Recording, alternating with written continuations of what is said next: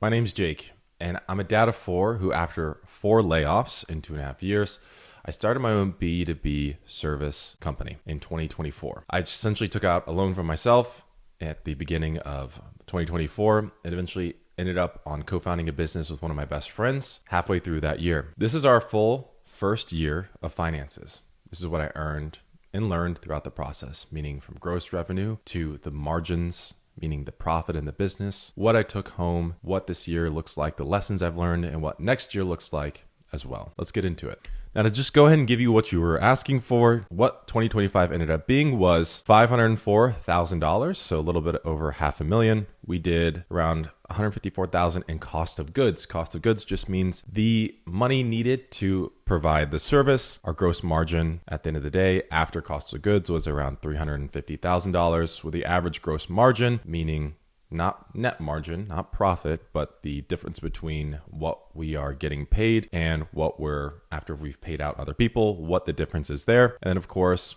any other expenses after that, it's equal to being about $120,000 in total profit after paying ourselves, which was the average profit of around $10,000 per month at a around $24 profit margin. Now, just to give you a little bit of context for all of these things here, this was actually the Excel spreadsheet that I worked out of for the past year. I copy pasted this, removed some names, and this is exactly what it was. And our tax documents show the exact same thing. Let's break down a little bit of what this actually means between the colors and some of the labels, so you get a better idea, if you don't have any business experience, what is going on here. So this is outlining the clients and the revenue, of course, on a deal, so client basis, the month. The color coordination we'll get into here in a second, but this is gross revenue. So this is just calculating all this together, meaning what is the gross revenue? What is the amount of billings, the money that we brought in for that month? What was the cost to fulfill? So how much do we pay to fulfill the service? What's the difference between what we bring in, what we pay, and our gross profit, which again is called also gross margin. Our gross profit margin, meaning it's just the percentage. Operating expense, or OPEX, is just the capital that you're spending on a monthly basis, approximately, to run the business. Owner's draw, what do we pay ourselves between me and my co-founder? What was the net, meaning after all of this, plus paying ourselves, what is the net profit? So what is the profit at the end of the business? Then the net margin, which net margin is just the calculation of taking your net profit, or the profit that you made at the end of that month, and I believe dividing it by gross revenue. Nonetheless, here's getting into the colors a little bit more of what does this mean? Well, yellow means that it was run by either Adam, my co-founder, or myself. So as you can see, we were a two-man shop for the first half of the year. I'll go into that more on the lesson there, what you can take away from that. Then as we get into these other colors, these are individual developers that we brought in and hired to take over some of the clients. So first off, what is the first big lesson here? Well, we didn't start off doing a business that's just this huge pie in the sky idea that we're trying to out-innovate everything.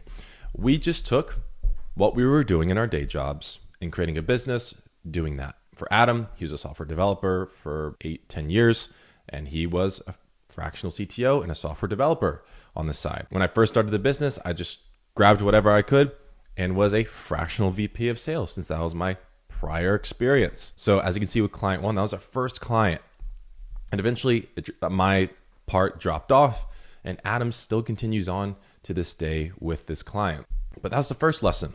Then second, we're able to find another client off of a marketplace, and then just some word of mouth and talking to people, some little micro deals. So we started doing exactly what we were doing prior, but just doing it as a company. And by the way, if you're a 1099 employee instead of a W-2 employee, you technically have your own business. So we just have an LLC around that. Then we were focusing on what was the big lift here? What was the big difference maker? Well, as you can see here, the difference between the first half of the year and the second half of the year is that we had employees. So what did that look like? Well, it was just a two-man shop, meaning that if you look at it, our gross margin was 100% because we're just paying ourselves our owner's draw and everything else is profit. We didn't have to pay anybody to fulfill. So that's the first part. But we began to realize that you're only going to hit so much before you begin to fizzle out and get a huge bottleneck So that's when we realized that, okay, how can we reverse engineer the problems of this industry to make a better, more sustainable model? And that's how we came across the sort of usual software development models, which is hourly basis pricing and then project-based pricing. We did a subscription model. So that was our first time that we did that, was in June. And then since we made that change, every month it's been a client every month or so.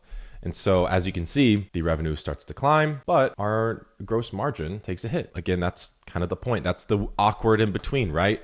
Where you go from a two-man shop to hiring an employee.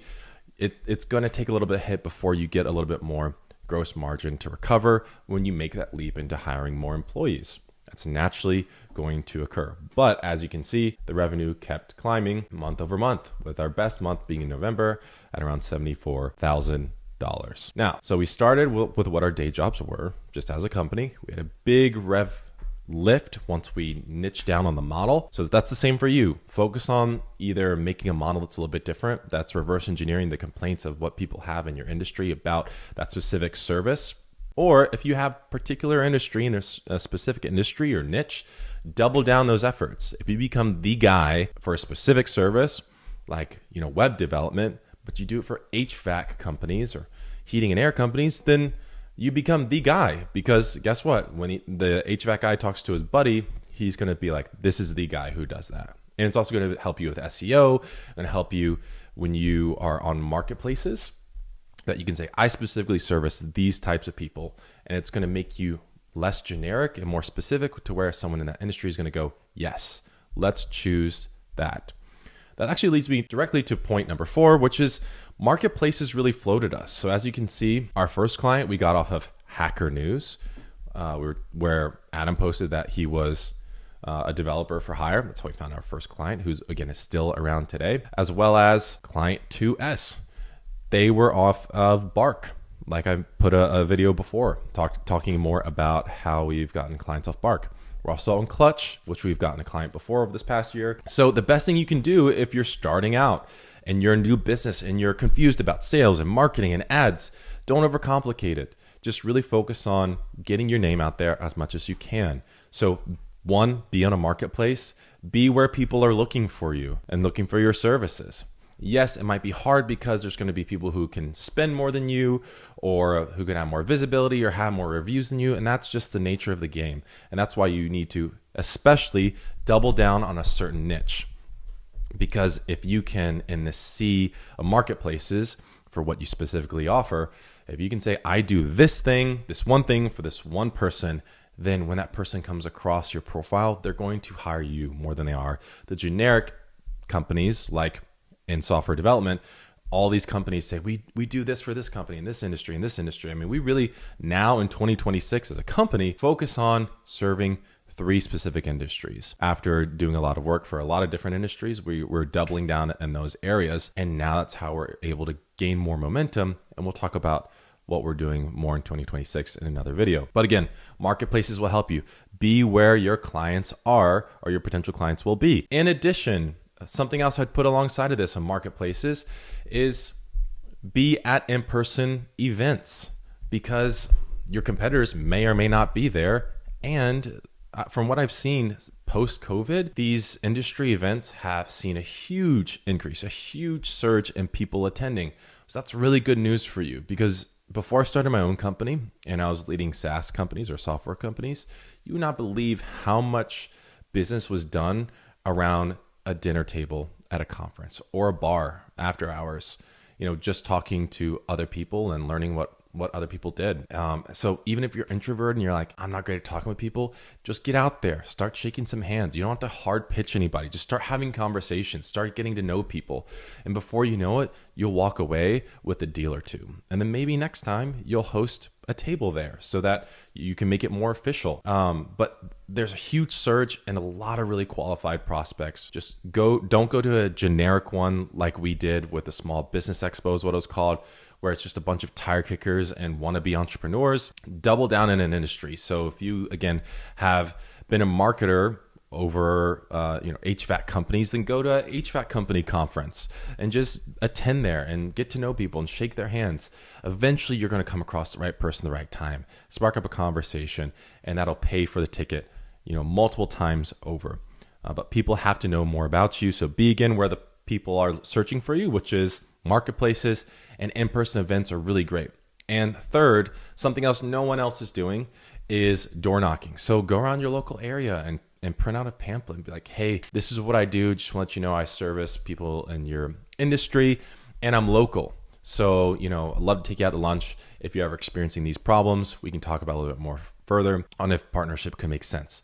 No one's doing that. No one's knocking on doors anymore. The door knocking in a B2B perspective, so business to business, has really died post-COVID, and it hasn't recovered, meaning your competitors really aren't doing this.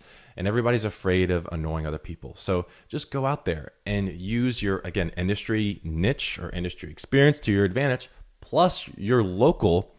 So that's another advantage to you where, you could be no different from all the other competitors, but if you service, for example, if I'm around the Nashville area, if you service Nashville and you're local to the area, people are so much more likely to hire you because they want to have someone who's local, who understands the area, who can, stop by and have lunch with them. Those things really do matter.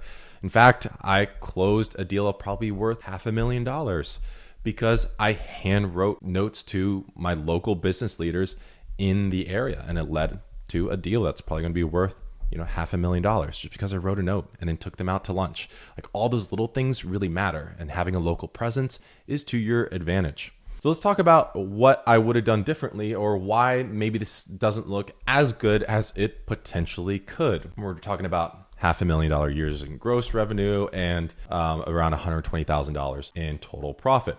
Well, we had, with point number 3, around $31,000 in dead weight that hurt profit margin, cash flow, but was ultimately worth it. So in, I believe, February, and then a little bit in March, and then fully in June, we brought on a friend who lost his job and he had no experience, but we brought him in to just do a bunch of different work for us. So essentially there was 6 or 7 months to where he was, being totally honest, around about dead weight as we were training him and trying to fit him in to the roster of our clients. Do I suggest that for you to do? No, absolutely not. Was it worth it?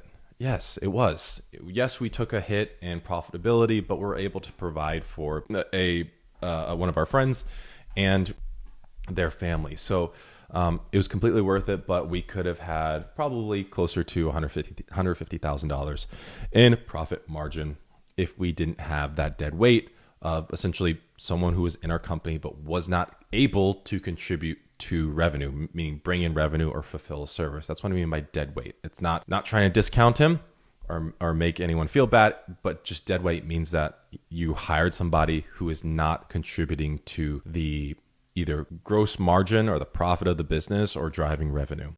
In addition, if you're a single founder, the good news is that you have less that you have to take from the business, meaning this $19,200 was split between Adam and myself. So that's around $9,600 after taxes, which is, it's not great, being totally honest, but it was our first year and we wanted to put money into advertising and scaling and finding employees. So while that was probably the lowest that we've been paid in about 7 or 8 years, it's been totally worth it, because now we're really starting to gain momentum, and we know that ultimately it is going to pay for itself and be, because we're creating a huge asset. So the good news is that if you're a single founder and you're starting your own business, this draw is totally yours. Or you don't have to take as much of a draw, and you could put more money to advertising. So again, in just the perspective of what we're looking at here is, if you don't hire employees before it's too early, which you shouldn't, and if you're just a single founder, meaning that more of this can be used for growth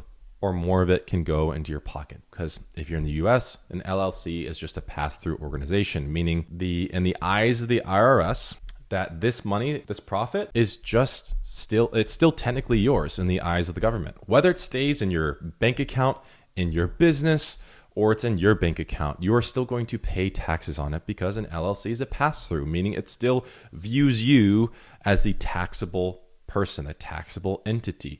Now, the LLC, of course, is more separating assets so that someone can't come after you and take your house away necessarily, but still in the eyes of the government and eyes of the IRS, this is still your money. So that's what, when I talk about profit, I don't distinguish between necessarily the businesses and ours, is because in the eyes of the IRS, that is your money. You will pay taxes on it. So now you can understand why business owners at the end of the year are looking to reduce their taxable income and pay for things, because at the end of the day, they know that that profit they're going to pay taxes on one way or another, whether it's in the business account or in their account. So if they can reduce what on paper looks like the money that they've received or gain in profit from the business, then they can reduce their overall tax liability, especially if it's an asset that they're going to pay for anyways. So anyways, moving on here. So let's talk about, again, what occurred. So I made, and my co-founder individually made around $115,000 post-taxes in 2025, which again is the lowest that we made in a while, but we're very grateful for.